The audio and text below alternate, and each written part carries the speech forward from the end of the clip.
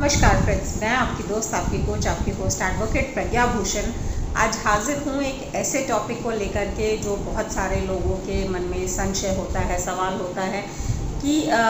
Ma'am कोई व्यक्ति है जो हमारी प्रॉपर्टी में कब्ज़े में है, ज़मीन पे कब्ज़े में है या मकान पे कब्ज़ा किया हुआ है और वो बहुत सालों से है। या काफ़ी व्यूअर्स के ऐसे भी सवाल आते हैं कि हमारे माँ बाप के समय में हमारी एक प्रॉपर्टी होती थी जिस पे किसी और ने कब्ज़ा किया हुआ होता था, लेकिन उस समय हम इस हैसियत में नहीं थे कि हम वो कब्ज़ा खाली करवा सकें, या हम बहुत छोटे थे और हम उस कब्ज़े को नहीं ले पा सकते थे। तो क्या हम वो कब्ज़ा खाली करवा सकते हैं? क्या हम अपनी प्रॉपर्टी वापस ले सकते हैं? क्या कोई कानूनी दावपेच है, कानूनी दायरा है जिससे हमारी प्रॉपर्टी हमें मिल जाए? तो इस तरह के बहुत से सवाल मेरे पास आते हैं और आज मैं आपके इन्हीं सवालों का जवाब देने वाली हूँ कि कब्ज़े को लेकर के, यानी कि पोजेशन को लेकर के ऐसा कौन सा लॉ है जिसकी वजह से जो लंबे समय तक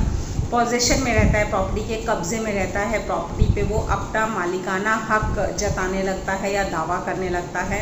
उसको कैसे प्रॉपर्टी मिल जाती है और आप अपनी प्रॉपर्टी किसी के कब्ज़ा, किसी दूसरे के कब्ज़ा होने के बावजूद भी कैसे बचा सकते हैं। आज मैं इन सारी बातों का आपको जवाब देने वाली हूँ। अगर आप फर्स्ट टाइम मेरे चैनल पे आए हैं तो सबसे पहले इसे सब्सक्राइब कर लीजिए ताकि इस तरह के यूज़फुल वीडियोस आपसे मिस ना हो। बेल आइकन ज़रूर प्रेस कर लीजिएगा ताकि मेरी हर नई वीडियो का अपडेट आप तक इमीडिएटली पहुंच सके, नोटिफिकेशन आपको मिल सके। तो दोस्तों, बात करते हैं ये कब्ज़े का लॉ क्या है। तो सबसे पहले हम लॉ की बात करेंगे, कानून की बात करेंगे। इसे कहते हैं लॉ ऑफ एडवर्स पोजेशन, यानी कि अगर किसी प्राइवेट ज़मीन पर, यानी कि किसी निजी संपत्ति पर किसी व्यक्ति का अगर 12 साल से ज़्यादा का पोजेशन है, कब्ज़ा है प्रॉपर्टी पे, जो कि अनडिस्प्यूटेड, अनहिंडर्ड, कॉन्टीन्यूअस पोजेशन होना चाहिए, यानी कि उस पर कोई डिस्प्यूट नहीं होना चाहिए, कोई लड़ाई झगड़ा नहीं होना चाहिए, उस पर आपका कब्ज़ा जो है किसी तरह का, किसी और का दखल नहीं होना चाहिए, अनहिंडर्ड होना चाहिए एंड कॉन्टीन्यूअस होना चाहिए, यानी कि लगातार 12 साल का कब्ज़ा होना चाहिए। तो ऐसे में 12 साल के बाद आप कोर्ट के पास जा सकते हैं और ख़ुद को मालिक डिक्लेयर करने के लिए suit for adverse possession file कर सकते हैं और आप उस प्रॉपर्टी के मालिक बन सकते हैं, मालिकाना हक हासिल कर सकते हैं। हालांकि ये बहुत आसान नहीं है, थोड़ा मुश्किल काम है, लेकिन हाँ, लगातार पोजेशन की वजह से आप प्रॉपर्टी के मालिक डिक्लेयर हो सकते हैं as per this law of adverse possession. यही चीज़ अगर कोई सरकारी संपत्ति है, सरकारी ज़मीन है जिस पे आप लगातार कब्जे में हैं, तो ये जो लॉ ऑफ एडवर्स पोजेशन है ये 30 साल का होता है, यानी कि 30 इयर्स तक आपको लगातार पोजेशन में रहना होता है। उसके बाद आप उस संपत्ति के मालिक होने का डिक्लेरेशन कोर्ट से ले सकते हैं। आप कोर्ट में सूट फाइल कर सकते हैं, suit law of adverse possession के तहत, और ख़ुद को मालिक डिक्लेयर करवा सकते हैं कोर्ट की दखलंदाजी से। तो ये है लॉ ऑफ एडवर्स पोजेशन दोस्तों। अब इसका कई लोग गलत इस्तेमाल भी करते हैं, कई लोग सही इस्तेमाल भी करते हैं। बेसिकली ये जब लॉ बना था तो यही था कि जो कई वर्षों से, सदियों से, पीढ़ियों से कहीं पे रह रहा है, यूज़ कर रहा है, तो उसके जो पोजीशन है उसको डिस्टर्ब नहीं करना चाहिए, और जो अपना जीवन यापन या जीविका उस जगह से वो चला रहा है तो उसको वहाँ रहने देना चाहिए, उसको उखाड़ के हमें नहीं फेंकना चाहिए।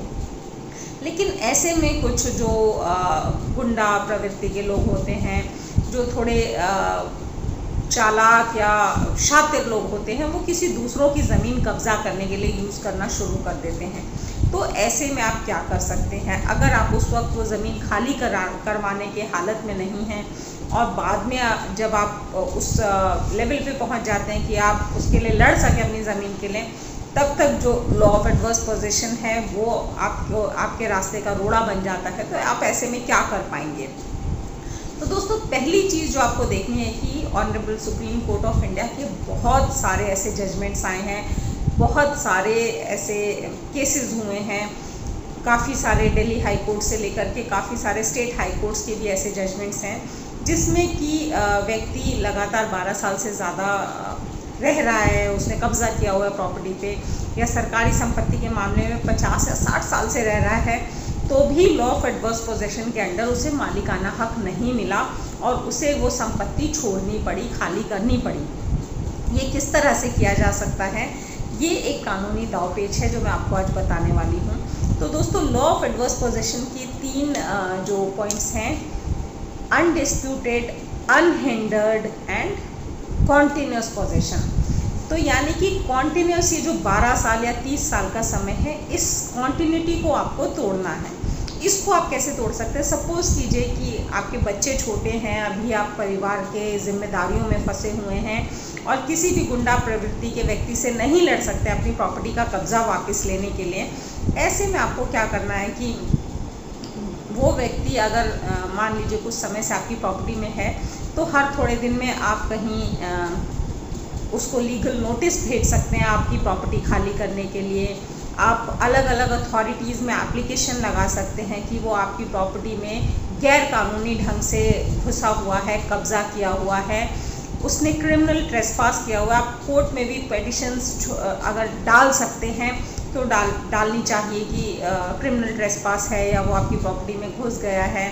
कुछ भी नहीं तो आप वहाँ का जो बिजली बिल है वहाँ पे अपने म्यूटेशन के लिए एप्लीकेशन लगाइए कि आप वहाँ के ओनर हैं, और म्यूटेशन जो आपकी सिविक अथॉरिटीज़ हैं या तहसीलदार पटवारी हैं, रेवेन्यू रिकॉर्ड्स हैं, वहाँ पे अपना नाम दाखिल खारिज करने के लिए एप्लीकेशन लगाइए। और क्योंकि प्रॉपर्टी आपकी है, ज़मीन के कागजात आपके हैं और दाखिल खारिज भी आपके नाम पे हो रखा है, तो वो इलीगल पोजेशन में है। उसका जो पोजेशन है उस प्रॉपर्टी पे वो अनडिस्प्यूटेड नहीं है, अनहिंडर्ड नहीं है, कॉन्टिन्यूस भी नहीं है, क्योंकि कॉन्टिन्यूटी तो आपने तोड़ दी। आपने उस पोजेशन को लेने के लिए कई तरह के उसको लीगल नोटिस भेज दिए, या फिर कोर्ट में एप्लीकेशन फाइल कर दी, या फिर अपने नाम से दाखिल खारिज करवा दिया, म्यूटेशन करवा लिया सिविक अथॉरिटीज़ में अपने नाम का। बिजली का बिल आपके नाम पे अगर आ रहा है, तो ये जो छोटे छोटे स्टेप्स हैं जो आप ले सकते हैं उस दौरान में, ताकि उस व्यक्ति का जिसने आपकी प्रॉपर्टी पे कब्जा किया हुआ है, उसका लगातार 12 साल से ज़्यादा का अनडिस्प्यूटेड, अनहिंडर्ड, कॉन्टिन्यूस पोजेशन ना बन सके उस प्रॉपर्टी में। एक केस काफ़ी पहले मैंने भी किया था, काफ़ी बड़ी अथॉरिटी है, रेलवेज़ का केस होता था, आई रिमेंबर। एंड वहाँ पे जो पटरी के साथ साथ में रेल की पटरी के साथ साथ में ज़मीनें होती हैं, वहाँ पे इलीगली लोग आके